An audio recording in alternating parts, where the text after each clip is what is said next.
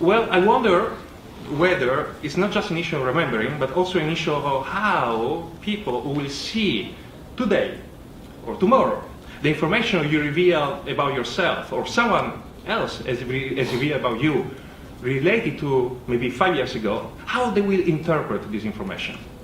So you have heard the joke that in 10 years everyone will have their skeleton on Facebook.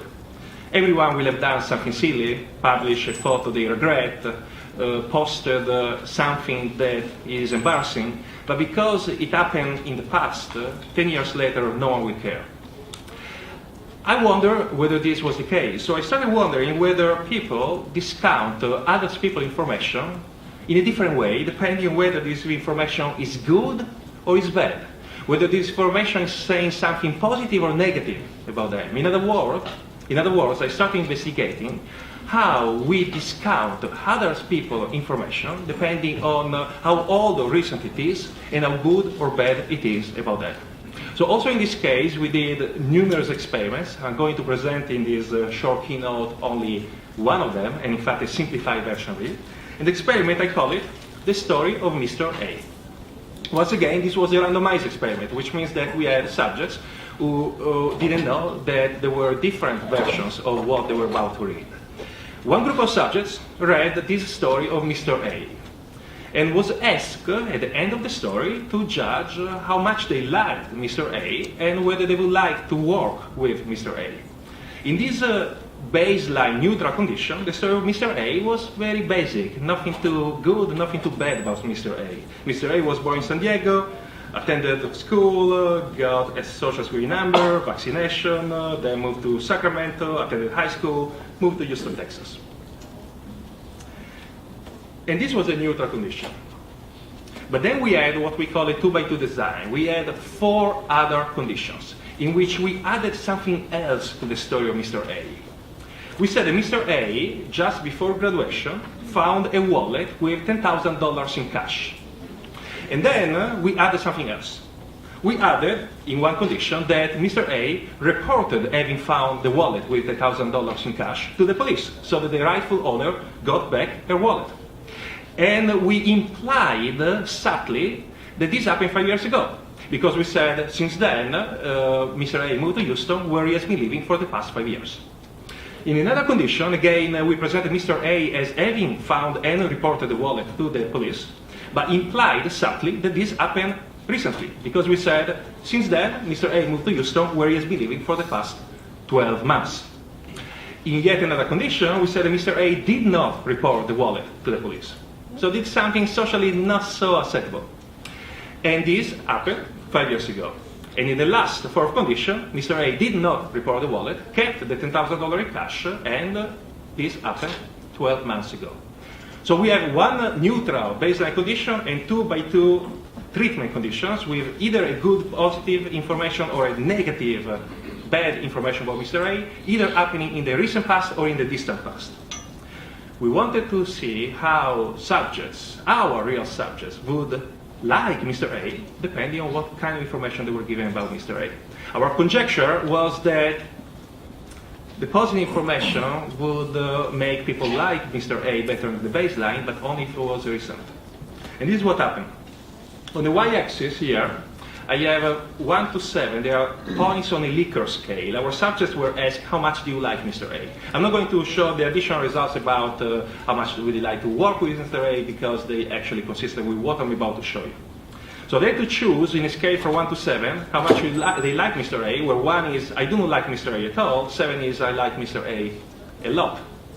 On the x-axis, I have the old, so the 5 years ago condition, and the recent, the 12 months ago condition. But I start with the neutral condition, the green, which is completely flat. It's flat because the neutral condition didn't have any cash wallet event, so there was no difference between the 5 years and the 12 months. There was only one condition there. And rightly enough, our subjects like Mr. A just about average, around 4.5. Makes sense. Neither liking too much nor disliking too much. Okay.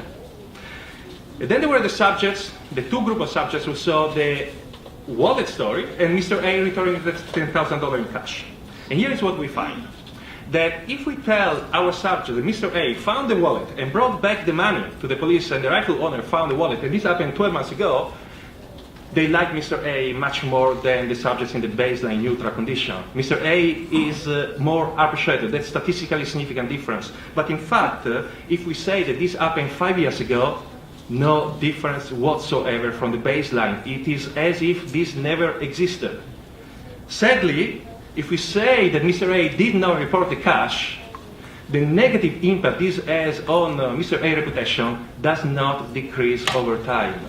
What is the lesson here is that not only bad is stronger than good, and I'm paraphrasing here the title of a famous paper which already showed in the 70s in psychology that people remember negative events more than good events. It's not just an issue of memory.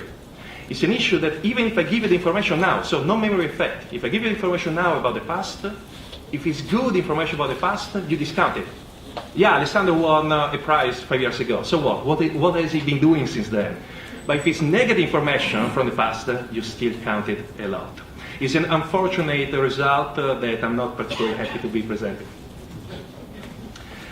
And this brings me to the future of personal information. I want to talk about, in my last set of slides, a very particular type of personal information, images. Let me motivate the results I'm about to show, which once again are very preliminary and not yet public. With these statistics. In 2000, I found in a science paper recently published, 100 billion photos were shot on camera worldwide. In 2010, 2.5 billion digital photos were uploaded by Facebook members alone per month. The number of digital photos worldwide has gone up dramatically. It's huge now. At the same time, face recognizer have become better and better at identifying faces in photos and in recognizing people from photos. Back in 1997, in the gold standard for face recognizer, the FERT program test, the best recognizer had an error rate of 0.54. It's the false reject rate, the false accept rate of 1 in 1,000. In 2006, the score was down to 0.01, almost 2 orders of magnitude better. More recent data shows a similar increase, 2 orders by magnitudes of these face recognizers. Now think about it.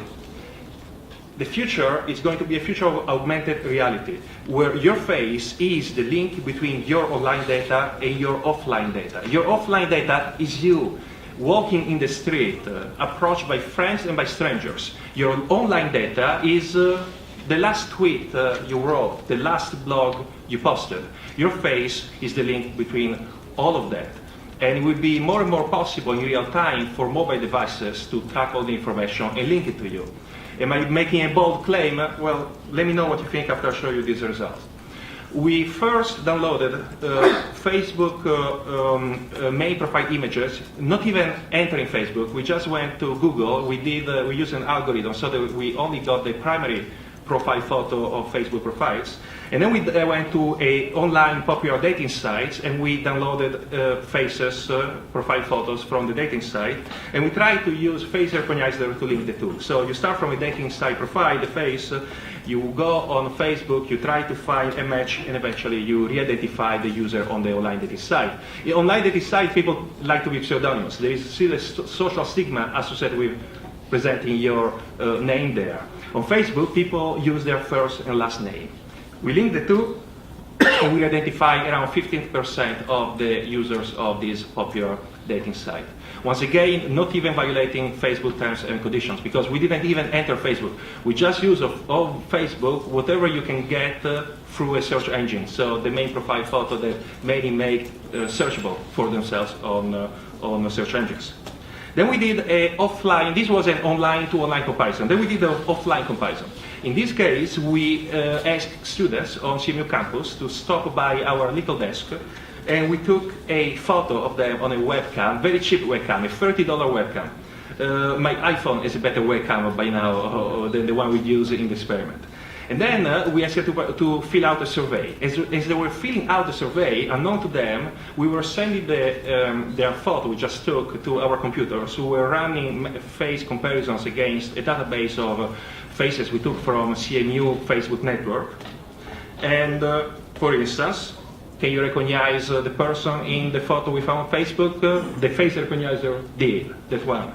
Using this trick, by the end of the survey, which was 3 pages, we had populated the last page dynamically with the best face that the recognizer found, and we asked the subject, is this you or this is not you? And we captured the information. And we found that we could find and identify 30% of the students who stopped by our desk.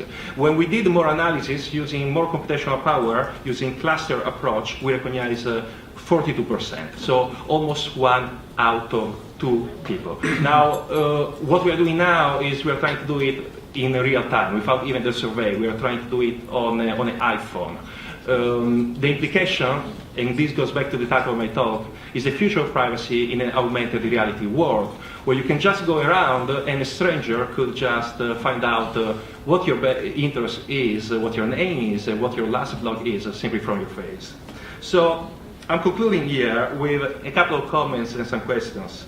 The comments are that the behavior experiments we have been doing since my first talk at CFP a few years ago till now tell me that the choice and notification approach simply doesn't work. It's not good enough, it's not powerful enough because of, not because we are silly or because we don't care about privacy, but because the problem is so large. Particularly if you consider that Facebook has become a de facto reality. Most of us, not all of us, but most of us do use our first and last names on Facebook and use faces of ourselves. This has become the new idea that people can use, other people can use. And I do believe that the biggest, one of the largest privacy threats in the future will not come from cyberspace, will come from the offline world, from the world of augmented reality.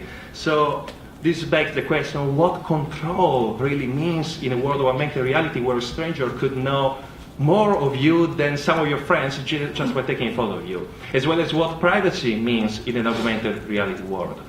I do not have those answers, but there is an awesome panel right after me, which I'm sure will most likely answer this question. So thank you very much.